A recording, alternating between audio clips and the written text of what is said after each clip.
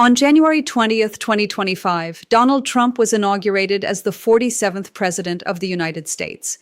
Sitting in the front row of one of the most politically significant moments in recent American history was a man who had no elected office, no government position, and no formal role in American political life. His name was Gianni Infantino, and he was there as the president of FIFA, the governing body of world football. Think about that image for a moment. The president of a sports organization, an organization that officially prides itself on political neutrality, on standing above the political disputes of its member nations, on being a unifying force that transcends governments and borders. Sitting front row at the inauguration of one of the most politically polarizing figures in modern democratic history. That image was not an accident. It was a statement. A statement about a relationship between Donald Trump and FIFA that, over the course of the 18 months that followed, has shaped the 2026 World Cup in ways that most football fans watching the matches have no idea about. I am MB. This is House of MB. And today we are going inside the Trump-FIFA relationship, the Peace Prize, the White House Task Force, the $40 billion deal, and the questions that relationship raises about who this World Cup was really built for and what FIFA gave up to get it built there. Let us start with how this relationship actually began, because the story goes back further than most people realize. Donald Trump's connection to the 2026 World Cup predates his return to the presidency. During his first term in the White House from 2017 to 2021, Trump actively supported the United Bid, the joint bid by the United States, Canada, and Mexico to host the 2026 World Cup. The bid was voted on by FIFA members at the 68th FIFA Congress in Moscow in June 2018. The United Bid won, defeating a rival bid from Morocco. FIFA's decision to host the World Cup in North America represented, commercially, one of the most significant choices in the tournament's history. The United States is the world's largest advertising market. American television rights, American sponsorship deals, and the potential to grow football's audience in a country where the sport has historically underperformed relative to its global dominance. All of this represented a commercial opportunity that FIFA's leadership was, understandably, eager to capture. But it also meant that hosting the World Cup in America meant hosting it on American terms, with American politics, American immigration policy, American security infrastructure, and, from January 2025 onward, the Trump administration's very specific vision of what America hosting the World Cup should look like. Shortly after Trump's return to the White House, Gianni Infantino visited Trump at his Mar-a-Lago residence in Florida. The meeting between the two men, the President of the United States and the President of FIFA, at a private club in Palm Beach, was not a routine diplomatic encounter. It set the tone for an extraordinarily close working relationship between the Trump administration and FIFA that has defined the organizational context of this World Cup in ways large and small. What was discussed at that Florida meeting? The official readout described conversations about the hosting of the two major FIFA tournaments taking place in the United States, the Club World Cup in the summer of 2025 and the World Cup in 2026. Both men described the meetings positively. Trump expressed support for the tournaments. Infantino expressed gratitude for that support. On the surface, a straightforward meeting between a host nation's government leader and a sporting organization's president. But the context matters enormously. This meeting happened as Trump's second administration was simultaneously introducing the travel bans that would affect 39 countries. Bans that would directly impact fans, officials, and in some cases players from nations competing in the very tournaments being discussed at that Florida meeting. FIFA had chosen America as its host, knowing that American immigration policy was a factor. FIFA was now sitting down with the man whose policies were creating the complications, and the outcome of that meeting was not any public commitment from FIFA to push back on policies that were already demonstrably affecting the World Cup's ability to welcome the world it claimed to represent. Instead, the relationship between Infantino and Trump deepened. In December 2025, at a ceremony that drew widespread attention and criticism from across the football world, FIFA awarded Donald Trump its Peace Prize. Let that sink in for a moment. FIFA has a Peace Prize. It is supposed to recognize individuals who have made extraordinary contributions to peace, tolerance, and the unity of humanity through football. Previous recipients have included figures recognized for genuine humanitarian contributions. Donald Trump, a president whose immigration policies were actively preventing fans and officials from 39 countries from attending the World Cup. FIFA was awarding him this prize for hosting, received the FIFA Peace Prize in December 2025, presented personally by Gianni Infantino. The reaction from the football world was swift and fierce.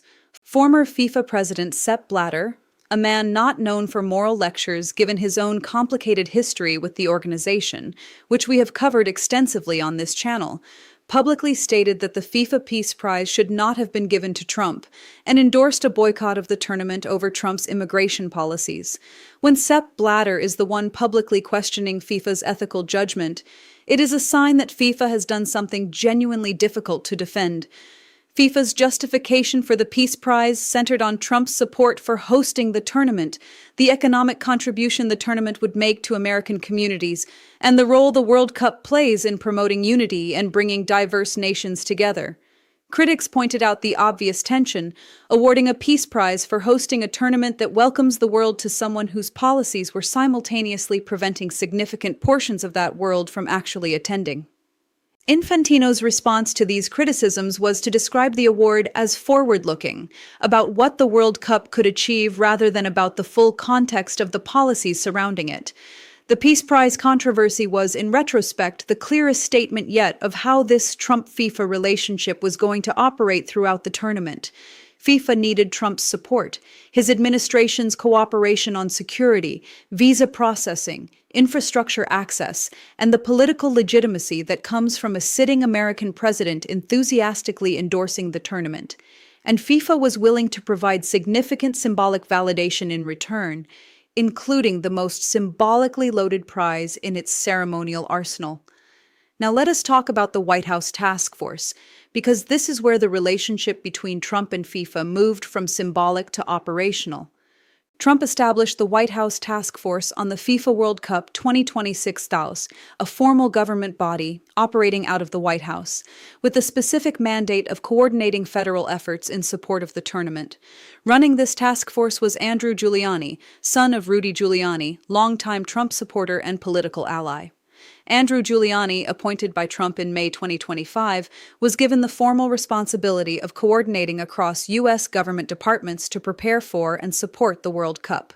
Under his leadership, the task force secured $500 million in federal funding for host cities, primarily for security infrastructure, including what was described as landmark advances in counter-drone technology to secure stadiums.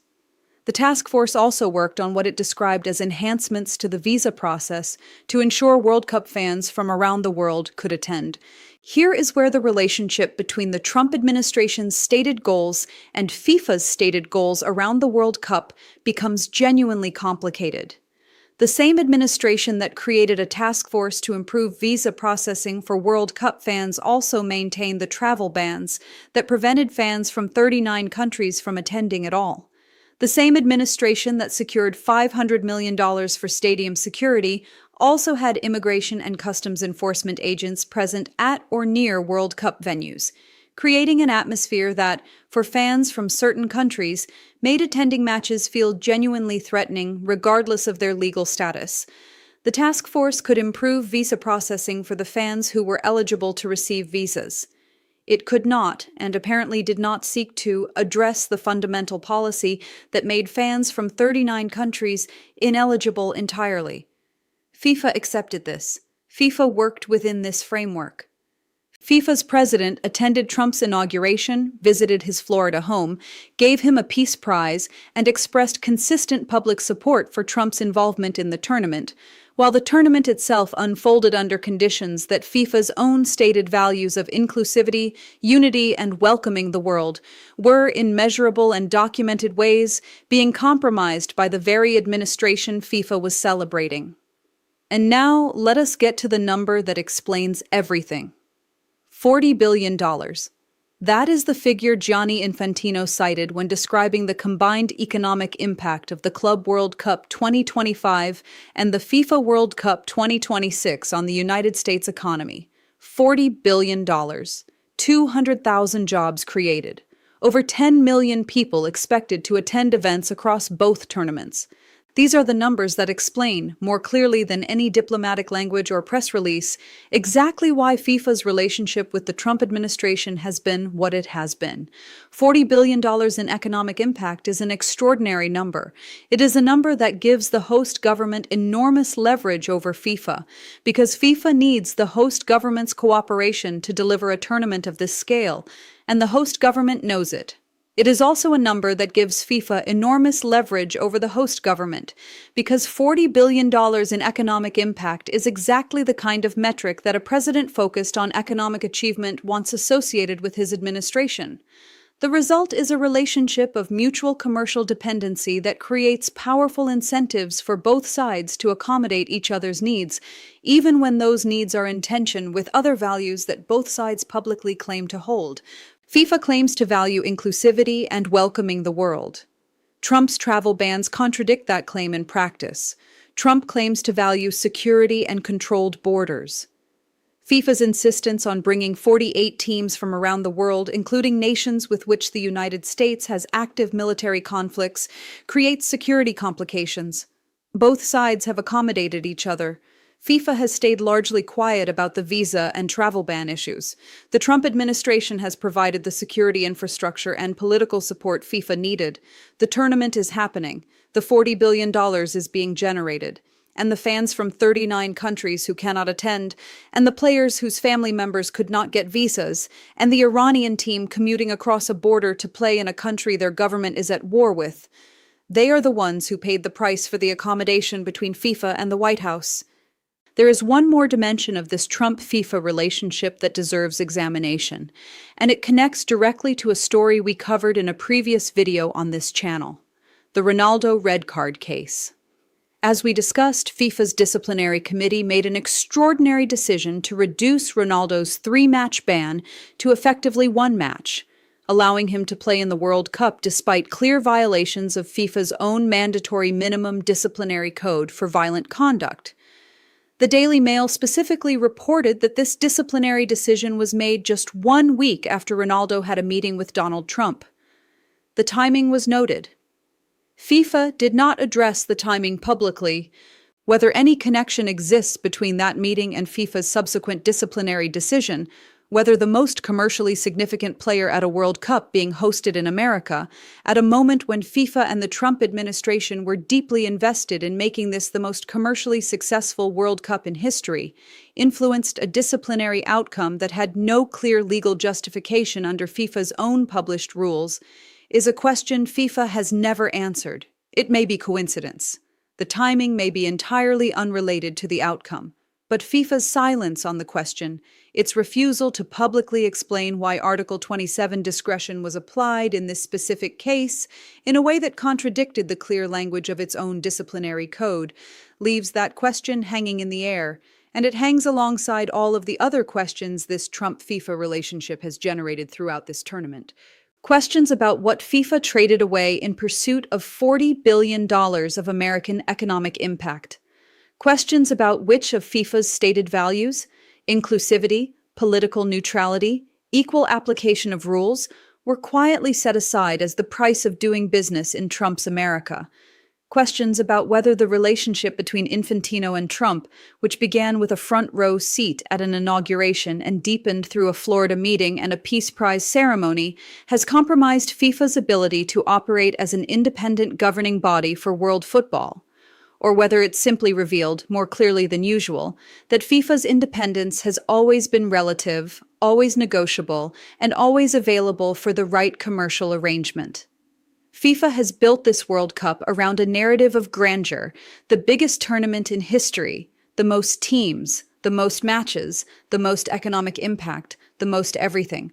And in many ways, the tournament has delivered on that grandeur: extraordinary matches, unexpected results, the full drama of football at its highest level playing out across 16 cities in 3 countries. But the story behind the tournament, the story of how it came to be organized this way, in this place, at this political moment, in this relationship between football's governing body and one of the world's most powerful and controversial political figures, is a story that the matches themselves cannot tell. House of MB is here to tell it. I am MB, this is House of MB. Subscribe, hit the bell, share this video with every football fan who is watching the matches without knowing the full story behind them. And I will see you in the next one.